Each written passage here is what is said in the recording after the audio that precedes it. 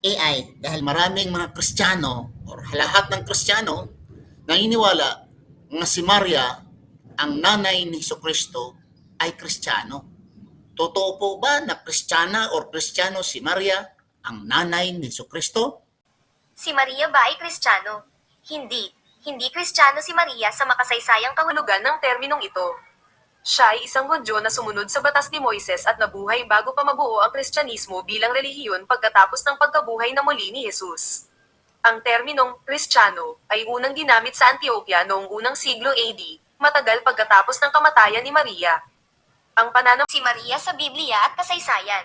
Si Maria, ang ina ni Jesus, ay malinaw na binanggit sa Biblia, partikular sa Bagong Tipan.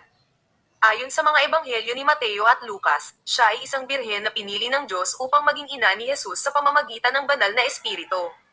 Itinuturing siya ng simbahang Katoliko bilang ina ng Diyos dahil sa kanyang papel sa pagdadala ng Mesiyas. Mangyari nawa ayon sa iyong salita. Bagamat hindi siya Kristiyano, itinuturing siyang modelo ng pagsunod at debosyon sa maraming denominasyong Kristiyano. Hindi pala Kristiyano si Maria. Oy, gising-gising na kayo.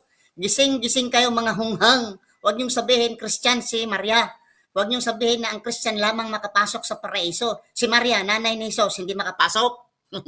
Isip-isip!